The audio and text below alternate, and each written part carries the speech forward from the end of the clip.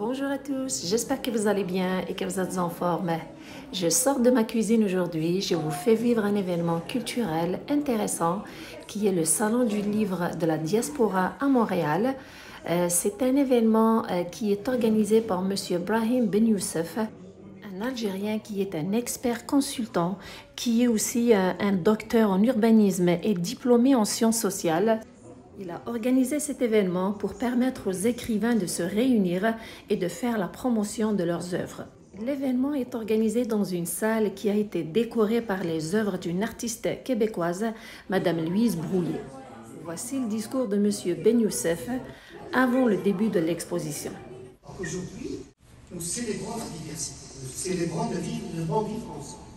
Nous voilà, après une rupture de 3 ans, une rupture causée par le Covid, le Medron, comme on dit, le maudit, comme on dit en arabe. Nous revoilà célébrant encore la diversité à travers le Salon du Livre de la Diaspora.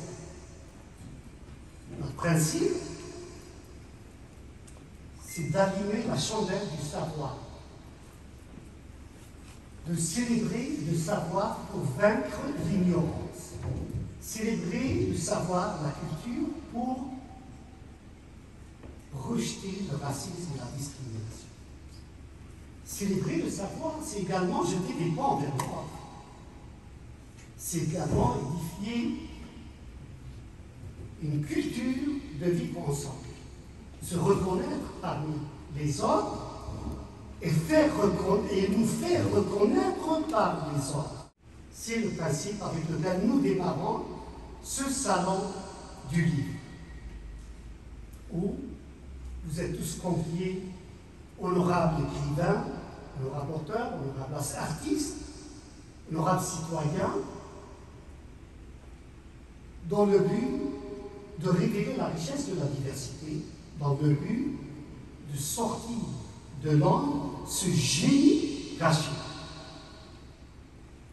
Et qui et comment pouvons-nous faire ça? Comment pouvons-nous établir les conditions de l'harmonie sociale? Comment pouvons-nous construire la paix sociale, si ce n'est qu'avec le flambeau de la culture, de l'art et de la pensée et du savoir? Voie privilégiée pour vaincre et combattre l'ignorance, la discrimination, le racisme, la violence, l'injustice. Au lieu de crier l'obscurité du racisme, on préfère célébrer la lumière de la diversité. S'unir pour bâtir un Québec uni, inclusif. Et à l'occasion, on salue le Québec, terre d'accueil. On lui souhaite une bonne fête nationale du Québec. Après son discours, plusieurs écrivains ont exposé leurs œuvres. Voici quelques-uns.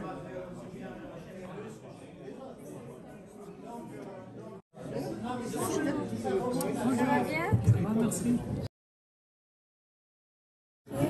Ça se passe à Montréal. Ça, c'est à Annaba. Ça, c'est à Khanchla, Alger, Montréal, Lyon.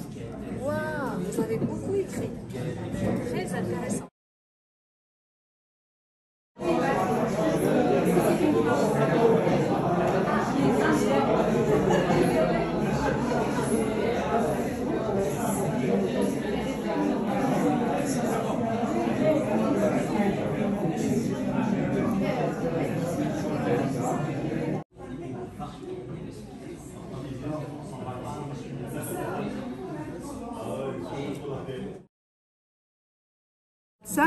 Ça raconte l'Algérie durant la Première Guerre mondiale. Alger à Montréal, je mets l'accent difficultés, particulièrement des Maghrébins qui viennent.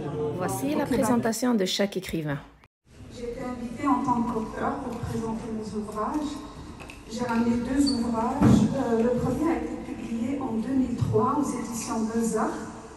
Le titre, c'est Le temps de la douleur. En fait, ça raconte l'Algérie et la vie des Algériens durant la Première Guerre mondiale.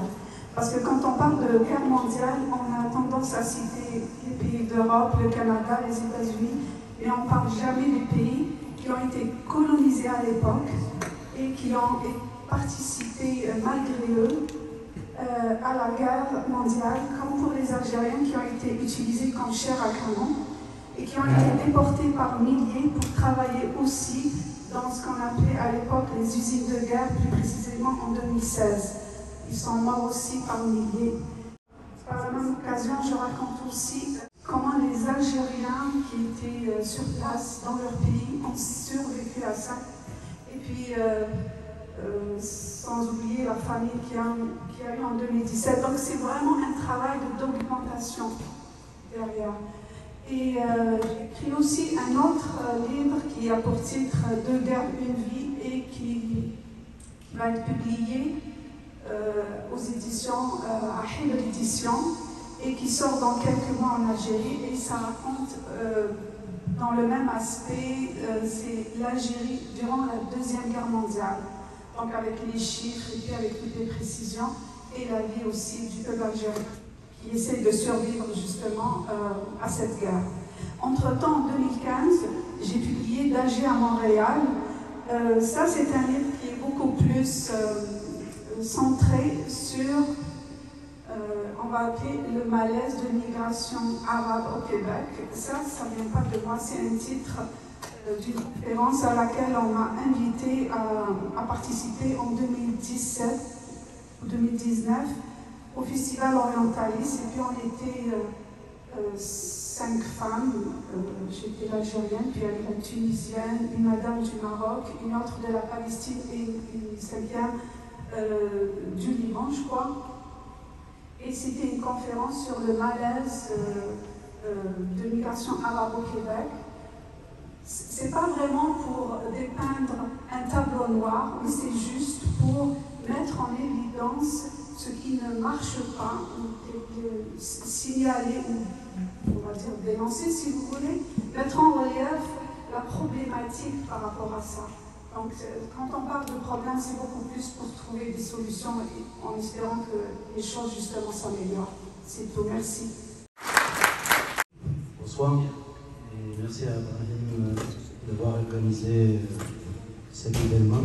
Moi, je suis auteur d'une dizaine d'ouvrages publiés dans leur majorité ici à Montréal, au Canada. Mon premier livre est sorti à la fin des années 90, La mémoire du soleil, chez Hexagone. Ensuite, Chant d'amour pour l'épée, chez le même éditeur. Entre-temps, j'ai commencé à travailler à plein temps et je n'ai pas publié pendant presque une dizaine d'années. Et je suis revenu à la littérature au début des années 2010 et j'ai publié plusieurs livres entre poésie, récits et romans. Je suis membre de l'UNEC, l'Union nationale d'écrivains du Québec, et aussi du PEN international. Le PEN international, c'est un organisme national qui s'occupe de la défense des écrivains qui sont en prison dans leur pays d'origine, les poètes en détention. Voilà, rapidement. Merci. Je m'appelle Nordin Raton. Je viens d'Algérie, arrivé en 2006, et je suis auteur d'un livre qui s'intitule Périple au cœur du passé, paru l'année dernière, en 2021, chez Bouillon-Bec, ici à Montréal. Je suis heureux parce que cet événement parle de la culture, de la diversité culturelle, du vivre ensemble et de l'apport de la communauté migrante dans la société québécoise. Le vivre ensemble, qui se définit par la cohabitation harmonieuse et les relations harmonieuses, exige, selon moi, beaucoup d'efforts. Beaucoup d'efforts parce que vivre ensemble signifie s'ouvrir aux autres. Vivre ensemble signifie écouter les autres, s'approcher des autres, essayer de les connaître, accepter les différences. Vivre ensemble, c'est partager, c'est se respecter, c'est s'entraider. Et vivre ensemble veut dire aussi s'adapter, s'intégrer, s'impliquer. Donc aujourd'hui, je suis content de participer à cette activité parce que l'écriture, le thème d'aujourd'hui, autour du livre, est un élément parmi d'autres, comme la peinture, la danse, la musique, le sport, le cinéma, le théâtre, et j'en passe, sont des éléments qui intègrent parfaitement l'équation du vivre ensemble. Alors, je suis content. Permettez-moi maintenant de vous parler de mon livre. C'est une histoire biographique en hommage à mon père,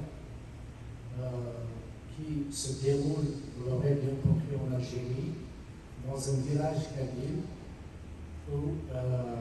et tout commence en 1931, à la naissance de Makhlouf. Makhlouf est le personnage principal. Dans une famille relativement modeste, de paysans, un jeune couple et leur fille paraplégique de 6 ans, qui s'appelle Mère. Et les parents ont vécu les 6 années de leur fille comme un lourd fardeau sur leurs épaules, du fait qu'ils ne pouvaient pas lui offrir une prise en charge adéquate de leurs moyens rudimentaires. Et donc cette impuissance se transforme très vite en un sentiment de culpabilité, parce qu'ils ne pouvaient pas faire autre chose que malheureusement, de vivre les aléas de ce handicap qui pesait lourd sur leurs épaules. Et la naissance de Makhlouf était une bouffée d'oxygène qui transforma la vie de cette famille. Et comme par magie, tous les soucis qu'avait cette famille disparaissent soudainement à l'arrivée de Makhlouf. Et le fardeau aussi se part soudainement sur les épaules des parents. Et les nuages qui assombrissait leur vie se dissipent et pour laisser place à la clarté et au soleil. C'est donc la naissance de Makhlouf qui a apporté ce bonheur qui dure plusieurs années, cette joie qui dure plusieurs années.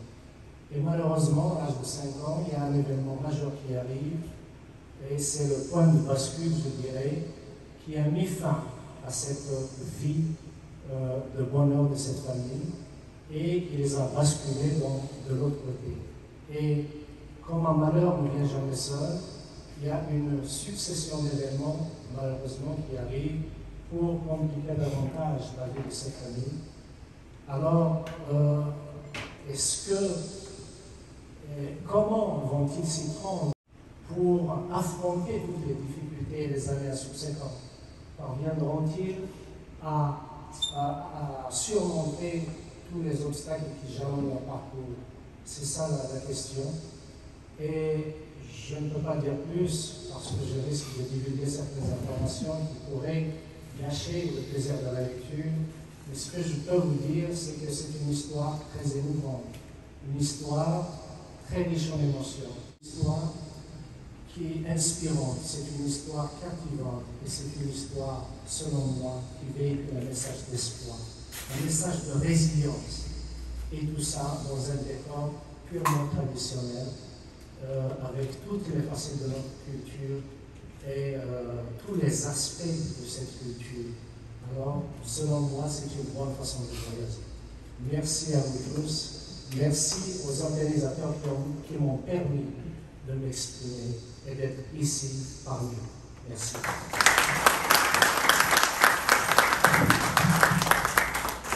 Je m'appelle Hamid Benchar. Je suis auteur d'un certain nombre de romans. Mes romans, c'est de la fiction qui se passe dans un contexte historique, dans une Algérie sous la colonisation ou une Algérie après l'indépendance. J'ai publié 6 romans, dont le dernier vient de sortir juste le mois dernier. En général, mon éditeur, c'est l'Harmattan à Paris. Et donc mes livres sont vendus en France, ici au Québec, un peu partout sur les sites internet. Mais en Algérie, malheureusement pas, et ils ne sont pas distribués. Donc, ce que je peux dire, c'est que je ne suis pas un littéraire né, je viens de la haute technologie. J'étais consultant dans une grande compagnie américaine, et comme tous les gens qui lisent beaucoup, on lit beaucoup et on finit par écrire à un moment donné. Donc j'ai toujours rêvé d'écrire, mais je n'ai pas eu l'occasion. J'avais un blog dans le journal Le Monde à Paris.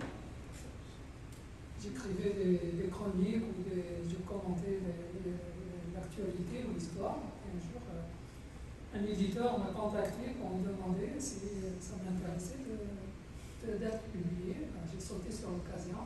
Et depuis, pratiquement chaque année, je sors une année ou deux. Chaque fois, je sors un roman qui, comme je dis, c'est de la fiction en fait, mais qui est très proche de la réalité historique de l'Algérie, historique et sociale. Voilà ce que je voulais dire sur mon parcours. Merci. Bonsoir tout le monde, moi c'est Rossana Bruzzone et oui, je viens d'Italie, je suis arrivée il y a 10 ans presque, il y a 9 ans à Montréal et j'ai fondé une entreprise individuelle qui s'appelle Neige en couleur. Parce qu'après 6 mois de neige blanche, je me suis demandé qu'est-ce que ce serait si la neige tombait en couleur.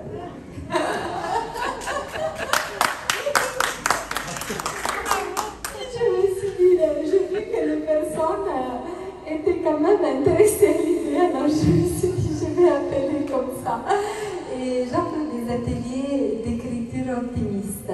C'est une forme d'écriture autobiographique qui souligne la beauté de notre vie quotidienne, donc les rencontres, les surprises, et aussi la beauté de notre histoire. Dans le sens qu'on peut toujours, même dans des événements qui sont lourds, mais voir une petite étoile.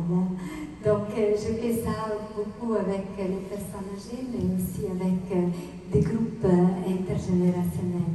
Et après, j'ai fondé avec 2 autres personnes un organisme qui s'appelle Montréal la plus heureuse. Et c'était 2017, c'était le 375e anniversaire de Montréal.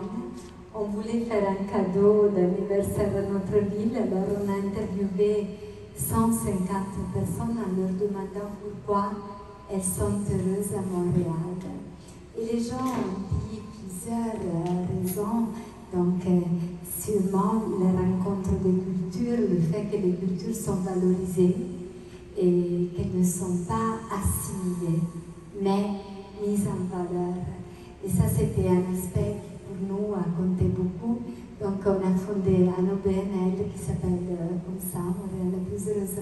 Et on fait avec Montréal la plus heureuse plusieurs projets, dont le Festival du Bonheur de Montréal. Alors, un livre s'appelle Le défi optimiste 21 jours de bonheur.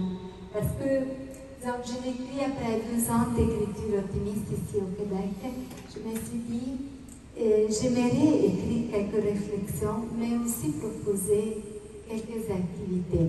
On dit que les études ont démontré qu'il faut 21 jours pour acquérir une nouvelle habitude. Alors, je propose à travers ce livre 21 défis, un par jour. Faire une surprise à quelqu'un, mettre le focus sur un sens, etc. Et puis l'autre, c'est un route vers Compostelle, dédié à tous les anges du chemin, parce que j'ai fait le chemin de Compostelle en 2012.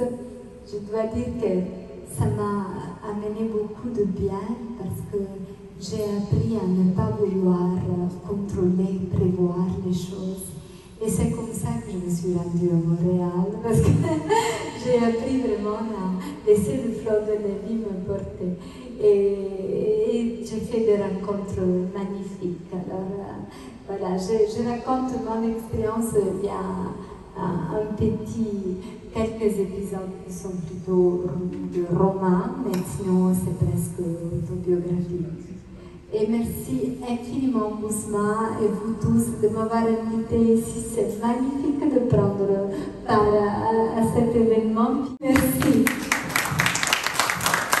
Mon nom c'est Reda Belkoula, je suis l'éditeur du journal L'Initiative et je suis ici présent pour présenter un de mes livres, donc Les Algériens et Internet.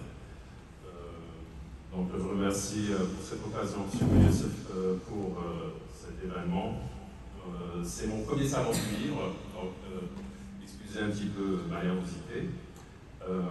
J'ai aussi publié un livre, c'est Chroniques des centres d'appel, qui lui est un ouvrage qui est essentiellement sur Internet, qu'on peut retrouver sur mon site web du journal L'Initiative, donc on peut télécharger.